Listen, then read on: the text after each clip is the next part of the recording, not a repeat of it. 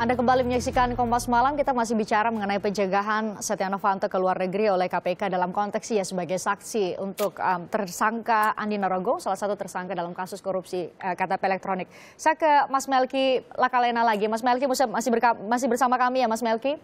Baik, Mbak. Mas Melki, kalau memang dasar hukumnya adalah pasal 12 ayat 1 Undang-Undang Nomor 30 Tahun 2002 itu adalah kewenangan KPK. Penyelidikan itu diberi atau berdasar atas Undang-Undang KPK, berbeda dengan yang kemudian ada sebutkan tadi dalam Undang-Undang Keimigrasian. Artinya kan dasar hukumnya sudah jelas.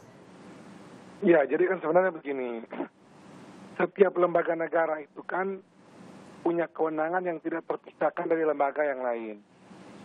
Sekali lagi kita tidak bicara satu lembaga itu berdiri sendiri ya, tapi dia punya kaitan sama yang lain.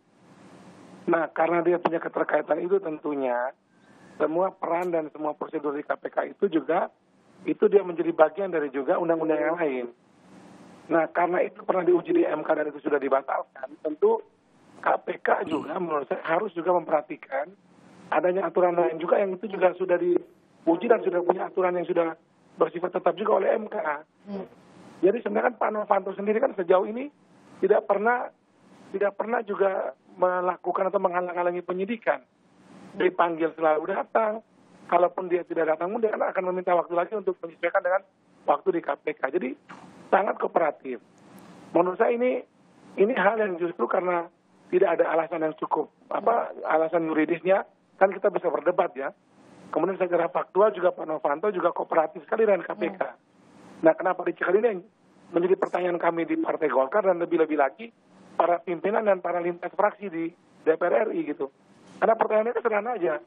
Kalau ketua DPR RI bisa seperti ini, apalagi anggota-anggota DPR RI, kan KPK tidak bisa semau-maunya, harus ada aturan juga yang menjadi dasar dia dalam bekerja gitu. Kecuali Pak Novanto-nya itu tidak kooperatif ya. Kan dia sangat kooperatif tuh, dia tadi komentarnya. Siap mengikuti, mengapresiasi, kan apalagi yang jadi masalah sebenarnya. Mas Tama, dianggap Setia Novanto kooperatif kok harus dicegah? Menurut ya kan yang perlu dilihat kan tadi ya, ini bicara soal kewenangan, tentu dalam konteks pencegahan kan menjadi domain kewenangannya di KPK. Memang satu sisi Pak Yusril misalnya, itu pernah juga menggugat soal Undang-Undang Keimigrasian terkait dengan perpanjangan masa pencegahannya. Nah itu yang dianggap bermasalah. Kemudian juga terus lihat konteks pada waktu itu kan juga yang melakukan kejaksaan. Dan kemudian juga pada waktu itu juga yang dipersoalkan adalah soal Jaksa Agungnya. Makanya kemudian dia juga diganti secara posisi pada waktu itu. Nah itu yang kemudian ada variabel-variabel yang kita juga harus lihat pada waktu itu. Nah sekarang kan kembali ke dalam persoalan yang kemudian KPK menetapkan pencegahan. Nah dalam konteks ini kan KPK tentu saja dalam bertindak dia lihat aturannya apa. Ketika dia merasa dia tidak ada masalah sama aturan pencegahan, dia akan tetapkan itu sebagai pencegahan. Imigrasian silakan melaksanakan. Makanya kemudian tadi kalau memang ada perdebatan di sini, ada persoalan, tentu jalur yang tepat adalah tadi menguji lagi. Kalau perlu Undang-Undang KPK diuji misalnya, apakah ini jadi persoalan atau tidak. Itu menurut saya menjadi lebih bijak ya, ketimbang misalnya menekan KPK untuk mempertimbangkan sendiri kewenangannya yang itu juga sebenarnya nggak ada masalah di Undang-Undang KPK. Nah ini yang menurut saya harus kita lihat. Nah kemudian yang lain misalnya soal kooperatif, tentu juga kita perlu hargai ya sikap kooperatif yang disampaikan oleh Bang Melki terkait dengan posisinya Pak Setia Novanto sekarang ini sebagai saksi. Nah, tetapi kan dalam konteks melakukan pencegahan tentu ada pertimbangan-pertimbangan juga yang dimiliki oleh KPK secara subjektif. Yang ini yang kemudian tidak bisa ada kekuatan manapun yang bisa mengintervensi tersebut kecuali undang-undangnya batal. Atau misalnya ketika itu menjadi produk dia bisa menggugat putusan ketentuan KPK tersebut dengan mekanisme yang ada. Pak Melki, Anda politisi Golkar dan juga sejumlah wakil rakyat yang lain yang keberatan, apakah kemudian akan mengambil jalur pengujian undang-undang KPK ke MK atau seperti apa? Karena kemudian ini kan tetap harus berjalan, sudah dikeluarkan surat pencegahannya oleh KPK. Yang saya dengar sih teman-teman Komisi 3 itu akan mengundang KPK untuk mendialogkan soal ini minggu depan.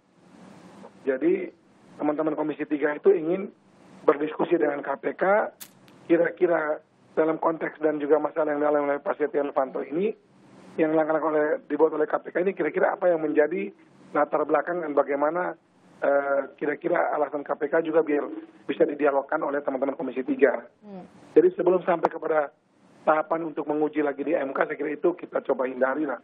Sebaiknya ini coba didialogkan secara baik-baik, karena toh masing-masing lembaga negara ini, baik DPR RI maupun KPK kan harusnya kan bersinergi. Nah, karena KPK membuat seperti itu yang oleh teman-teman DPR ini dianggap ini melanggar aturan undang-undang keimigrasian, tentu ini perlu didialogkan, perlu dibahas itu. Tapi dalam, Mas Melki, maaf saya potong. Tapi dalam konteks bahwa KPK adalah lembaga negara yang independen pun Komisi 3 adalah mitra dari KPK, kan tidak kemudian berarti bisa dalam tanda petik memberikan perintah tolong dicabut surat pencegahan terhadap Setia Novanto. Kan DPR RI kan juga lembaga tinggi negara.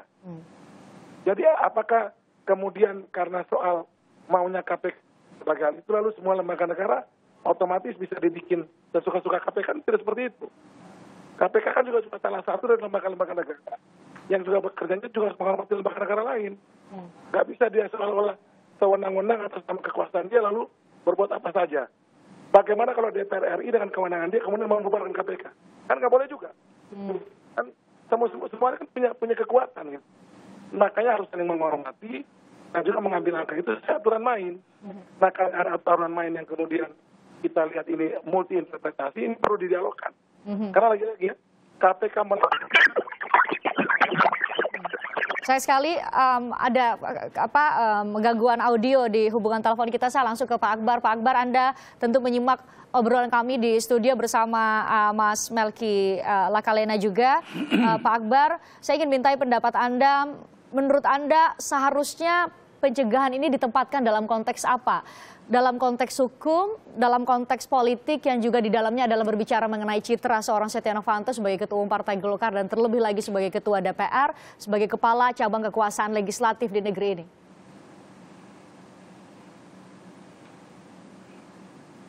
Saya ingin bicara dalam konteks organisasi. Dewan Kehormatan itu salah satu fungsi pentingnya adalah menjaga nilai-nilai. Nilai-nilai yang melandasi perjuangan partai. Perjuangan Partai Golkar itu dilandasi oleh nilai-nilai yang termaktub di dalam doktrin Partai Golkar. Paradigma Partai Golkar. Itu beberapa nilai-nilai penting. Dalam beberapa nilai-nilai yang saya sebut tadi itu, salah satu nilai yang juga senantiasa melandasi perjuangan Partai Golkar adalah kita membutuhkan adanya suatu pemerintahan yang kuat, pemerintahan yang efektif, pemerintahan yang berwibawa, dan juga tentunya pemerintahan yang bersih. Jadi dalam semangat pemerintahan yang bersih, maka kita juga tentu memiliki kesepakatan untuk melakukan upaya untuk terus melaksanakan langkah-langkah dalam pemberantasan korupsi dari berbagai kelembagaan negara yang ada. Nah, tugas untuk melaksanakan pemberantasan korupsi itu ya tentu adalah KPK yang telah kita sepakati melalui undang-undang pada tahun 2002, di mana pada waktu itu saya juga menjadi Ketua DPR.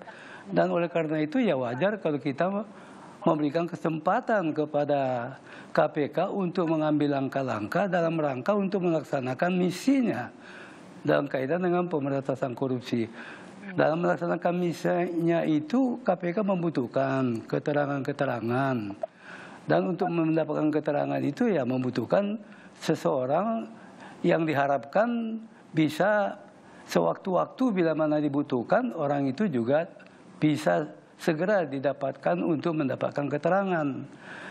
Nah, dalam konteks Setia Novanto saya mengapresiasi juga saudara Setia Novanto itu kooperatif, betul bahwa dia kalau diminta datang. Tetapi kita juga mengetahui bahwa dalam fungsi KPK itu ada hal-hal yang mereka butuhkan untuk dikembangkan pertanyaan-pertanyaan lebih lanjut dalam kaitan dengan pemeriksaan atau penyelidikan atau khususnya penyidikan. Nah, dalam semangat itu KPK membutuhkan adanya kepastian terhadap bila mana seseorang diinginkan untuk diperoleh keterangan dari yang bersangkutan. Nah, sesuai dengan kewenangannya yaitu bisa mencegah dan digunakan kewenangan itu.